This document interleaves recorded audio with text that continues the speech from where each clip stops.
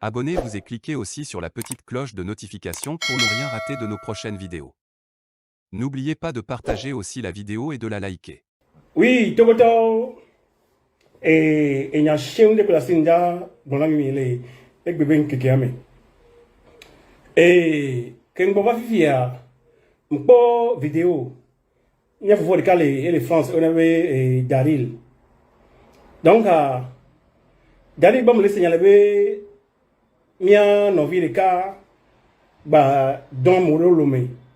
on va l'union de sortout, parce que on y a un zoomé. On y a une ville ici. Ende kali ko to to wari ne nyaw to gwal le ne ye Ghana 20 Benin 20 Burkina Faso 20 ari mi do ba akọ jingbo la akpo mi ro ko gbo kwa e ko temi to ri ole a e jime von dinami e jime badale mi asi le togbo be gamari ne amu ya degbe o so chakaven so ya degbe ne o le jilan adolo wula homelo et l'encore déjà ou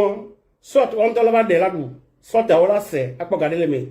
voilà non il y a des bêtes caca yo veut pas l'andé au dia tout là yo pas elan ya et foule ici allo divi fait aussi ya à des langues ganga ya au terrain là au mouneur et mieux mis les bombes dans les ne démocratie va Togo a messia mais que la pas gomme les mais il les blancs ayez moi. Sinon, il y a des gens qui ont une démocratie. Amérique, pento, nous sommes dans la garde à vue. Alors, ils sont en prison parce que Amérique ont mis. Alors, mais dans tout le monde, n'est possible. Né aux hommes. Alors, au poteau, on a mis ne au procès justice à. Tout le monde, on a fait le commissariat. On a porté plainte contre le commissariat. Le commissariat, elle a un nom. Bena de nene plainte so nti o be ju ereke ya o ereke be enyakela siwa agbonso nti ere enyakela no ne juruwa o la do nti ne mjuruwa o ma do nti toton fifia ne réponse que so bo va y sojo bo soit o do nti soit o mu do nti o sojo o va ngona so do na procureur la décidé bena de enyawa de yimdo tan nyawa so enyawa mi nyare pugo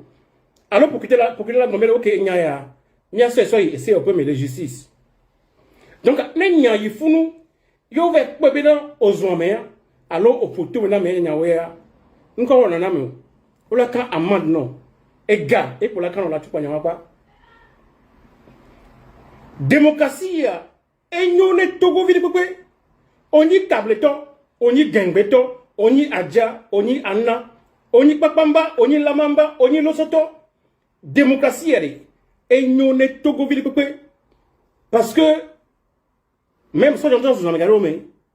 mais pas l'Amérique avait vidéo, mais les soldats Dogo, mais bon, regardez le Modia, il y a rien, mais ça on a regardé, quoi, il y a la mais qu'on avait tout besoin, mais au ben, mais à Colombia, il y a Colombia, et ville ici, vive la merci. Mon fio, mon wamé, au besoin, mais pour Gaka, pour l'Amérique, pour mon non, pour l'Amérique, mon tout le doyer. Amour doit être tout contre toi. On m'a créé fondation. Des villes de Togo, on parle de Boubrika, comme on va adoré. Des villes de Togo, on peut garantir ce qu'on a. On m'a dit ça, Gaon, à ce que l'on a dit. Et quand on se fait des soldats, balé non vieux. Alors d'adam, on se fait tout le gars mais parce que les ouïe allez. On m'a dit Gaon, ça on y est non vieux. Togo, le mien méré, a domé barana miro. Et nous qui sommes là, on ne se moque pas de Dieu. Ce qu'un homme aurait semé, la même chose, il récoltera. Nous avons les deux yakboa. Bedeka la miono yakboe. Nous avons les deux yakboa. Bedeka, elle a miono yakboe. Elle a lui. Elle a lui pousser. Ne akpole, les benonada. Mais pas à mon na Facebook a dit fier. Eh Macho, je suis de la maison, ma femme même so, Macho. Mais pas les bébés de haut, ça va y a. Le col là me fait tout dans le ndepéji et nous petites choses, on la mosso de tout. Hein? Une semaine pas pour le zoomé. Mi pas de réaction. Abitom ni ko quoi. Mi jakon yi bleu. bleu ocho kana Facebook ji ocho va zuname na me chava o va zunwa normalement nyenglo me zunyolo azwame ya mu le permis o mu nyoro be nyo fo no cho zuname ya me chava zunwa ah ola se veve go nyama pe jama me ola me wenn du ausstyles du musst auch einstecken können ne oduna kuna moa donc o cha so be nande amerika la duk bura e la khokbo ne ne ak bemele wa quoi donc wo yo va zuname va amerika mu droite zunwo yo pa obe nyonu e vi fin ici o doji o se tambe kaka le nyonu vi fin le nyonu ya ke vi fin ici so we do gapa me de vi fin ya ngba po no po e no fifi e no wa me yo obe zuname yentia we o poga we o don se o le so de gapa me Togo vilo, o le non vi o Togo vi da o Togo vi so de gapa parce que zunye.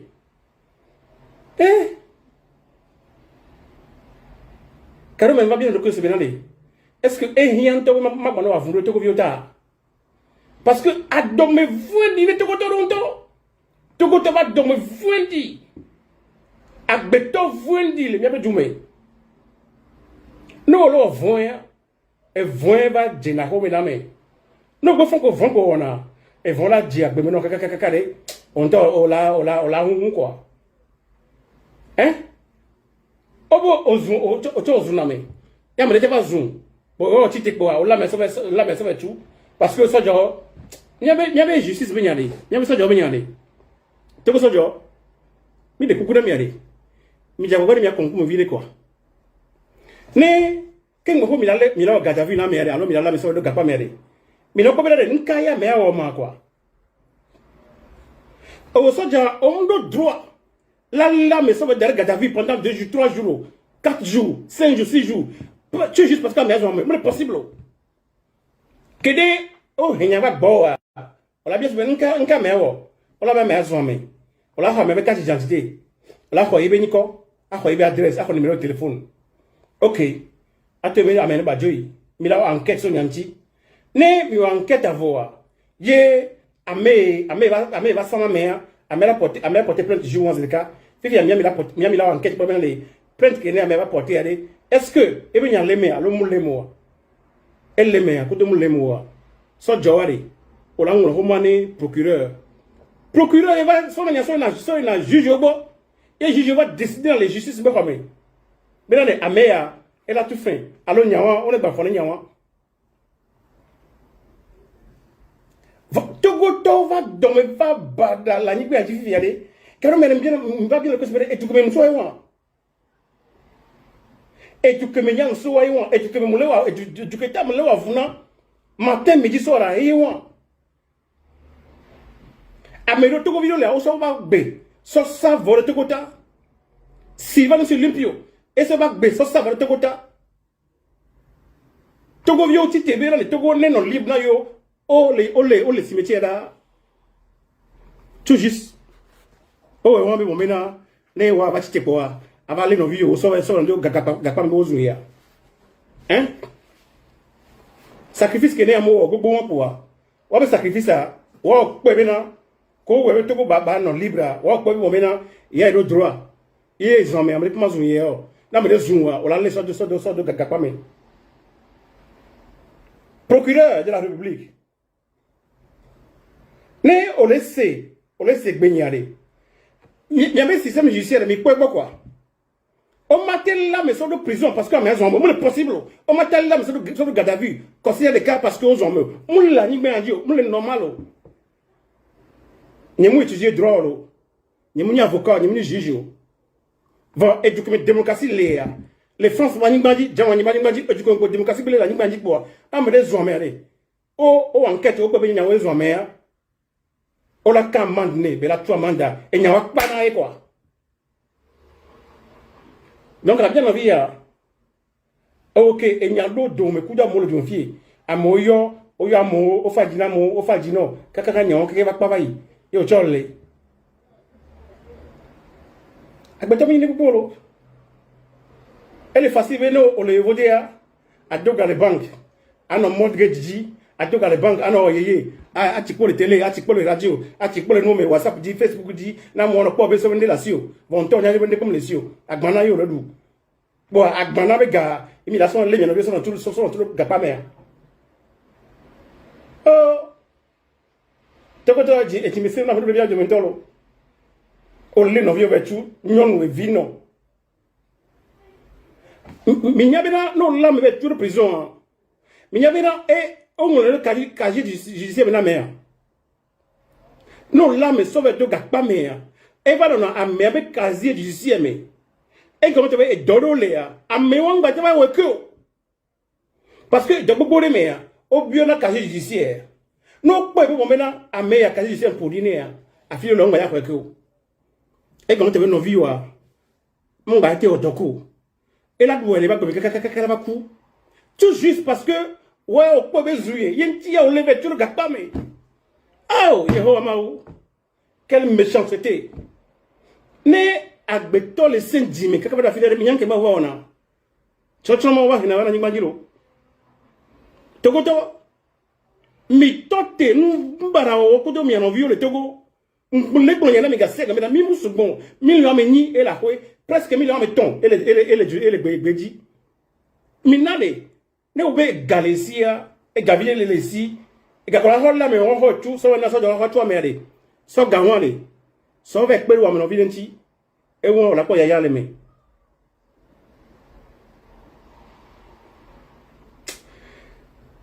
e tu ka me so ya ma to mi le servia en kenji e mule gbon me na de ne démocratie le du amere a mesia me la ko gomele me démocratie bi na kemi de gbon muni be e mi ya démocratie a meilleur la démocratie contre a meilleur yo ne ese ba no du amere na de ne amede onde ya wa ko la meso ese opeme le ese ale doa o la de sena meya o ma la me so be do gakpa me alla me so do gadavi pendant plus de une semaine parce que ils ont même possible quoi mon jono quoi 1021e siècle me quoi e gbemere hikia me kike konkume quoi nkume ko va le gbeke mi le quoi o cho ni so je po a amene so gasova no be amene zun ye po a o la me quoi gadavi une semaine bon les togo be si me agbeto ma no gadavi to 72 heures ntio o ma so me so do gadavi be la to keke tontio les togo be si o pe me ne be le won donc les oni soja egbe ye onoga ye olele no vi so do gadavi be de 3 jours ntia egbe parce que justice le Togo démocratie le Togo a mais on est pas wolo va eso ke gbana ne Togo va 3 a me won kene ole injustement so do gadavi pendant une semaine a me won la va tuer fena wa a me won la tele surtout a me won la te closer justice et les justice ja c'est quoi on la lo ola kamad non soto ola gakpa me de nyawanti parce que o muzo le sedio oni soja oni seto les américains o no soja bena o na police bena law enforcement e ko te o do se dare lo wa we va zana sia e seyo la zan ne oni soja muzo se wa ola gakpa me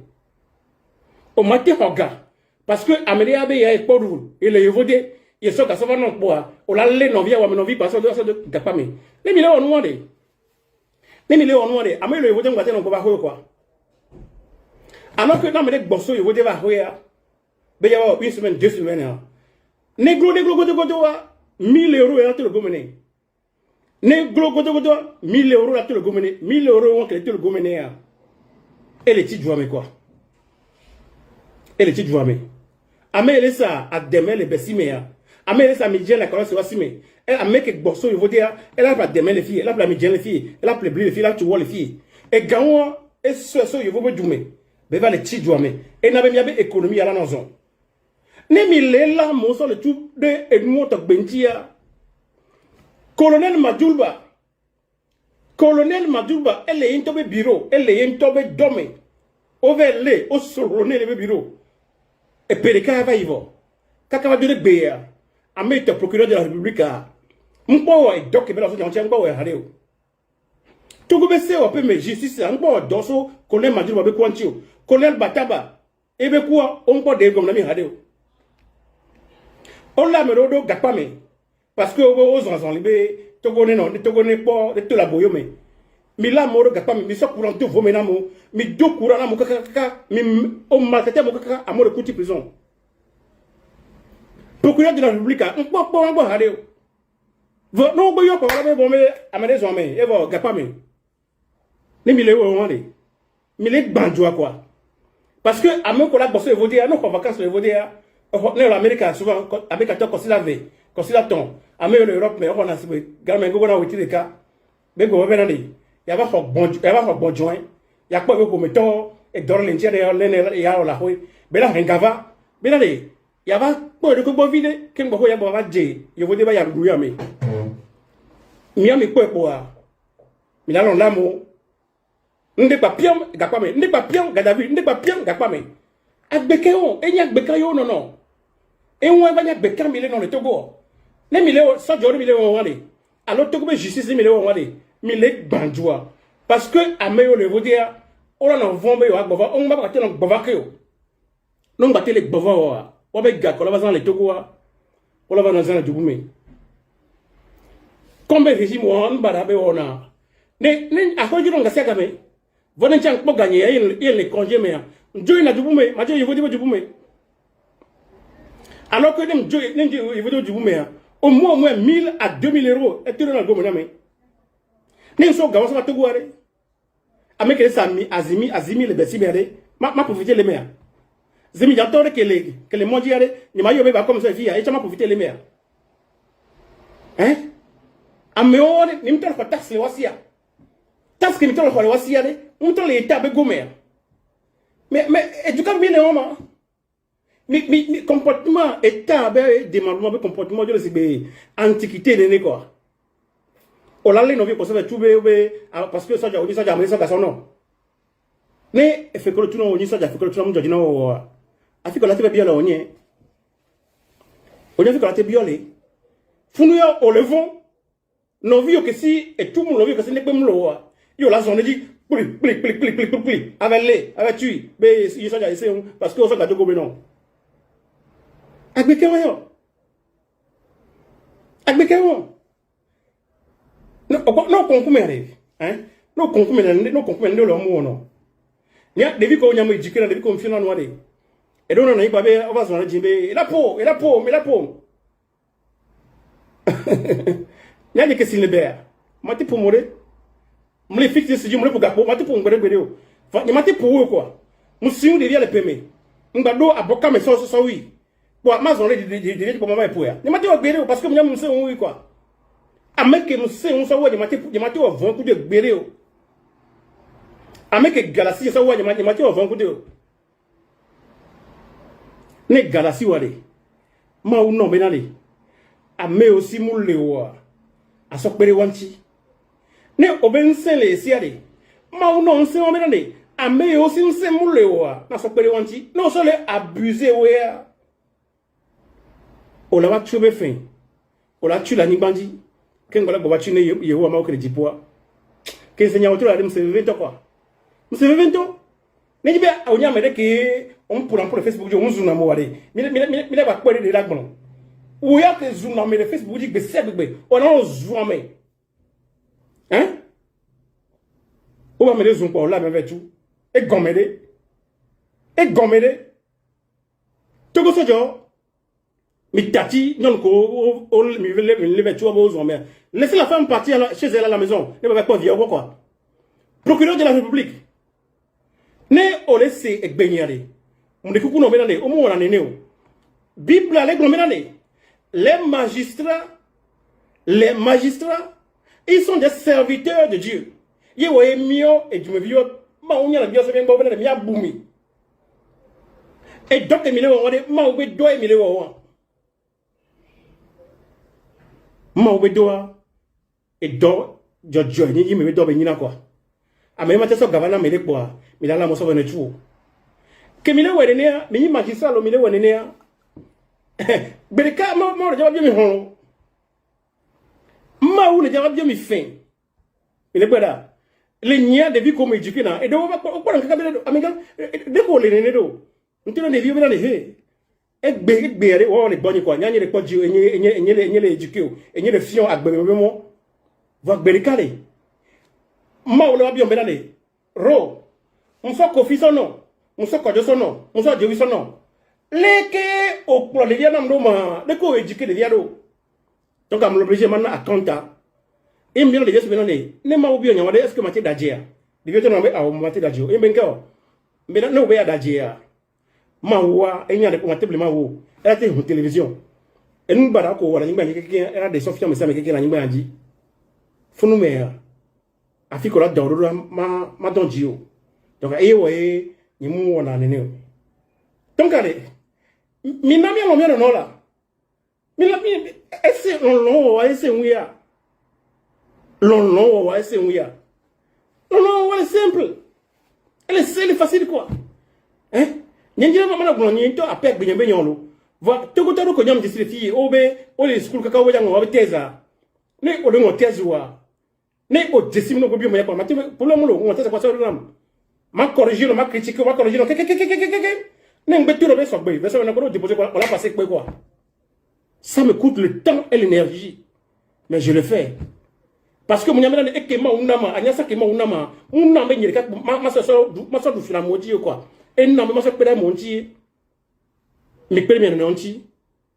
mais d'accord que l'Amérique a eu le novio sur tu vois c'est après gbenyegbe yolome ne wa tati nyonwa et so mardi ke gbana nyonwa doit tous les capable nyonwa doit tous les gardes à vue belo prise néo dero nyonwa doit tout et so mardi 27 juillet 2021 Ezum, on peut la mettre dans garde à vue. Ezum, on peut la mettre dans prison. C'est possible. Non, mais les hommes, donc quand on a mais on a quand même mais la tout fait. Grand-mère, état les filles mais aller. On va kill. Prison hier, c'est une décision extrêmement grave. Prison hier, décision de venir, elle est grave. Il y a pour me laisser pour me dire que démocratie là. Jijo nyala nyoro bebo ame amo nyoro va okpere kaka be okay me do kan gano mele anka muwa ela te pro so prison ton nyanya o va jijo ko kaka be ame no pour prison vie o le bla gbemene ye be casier judiciaire o le gbene o le gle temps la gbemene donc ali ngo wono on a kan fait na me ne ba tout fin et comment te no e faire e ga wa ti fu nyo nyo na wa bi na quoi donc no nyo go me na me wa e so ne ba ja zo me ke ya ela buta ke ngo ba we ezumuni nyake la so coronavirus so i prise la so prise no la so garde à vue mais possible to ko so jo mi to te no to go ale mu fore je benyo to go ale me bebe benyo quoi edu benyo quoi mi na ya konku me vide mi to go be juwa me mi na ya konku me vide mi non laisser quoi allez lire le code pénal ne oni soja speaking of l'Amérique, on a policier law enforcement. Et c'est on a déjà comment veut. Soja weva zana sia. Ne oni soja. Ye omo les enseignants ole onboa. Et so mele gbana. Ne togo va trois. O lava y gapa me. Moule blena miegbe. Tout ce qui commence a une fin. Régime moi que me dumea Bereka elle va jouer pelo Bereka est petit uni mais régime moi elle va gagner pelo elle a nyak beto elle a ni ho ma wonto va Bereka et on va voir quoi ndé que bedo comme DJ poa et nous outa ne sik boé régime moi est commencé le 13 janvier 1963 les hume au datu se va sur les pio petit hume au quoi avait dit il régime moi balé moi les motos que vous kaka va de Bekemile va Bereka elle va voir elle va Bereka au Bereka là elle va quoi tokoto il va faire gamaniation nda penami qui enseignera à de mauvais temps. Likez la vidéo si ce n'est pas déjà fait. Laissez aussi votre point de vue en commentaire.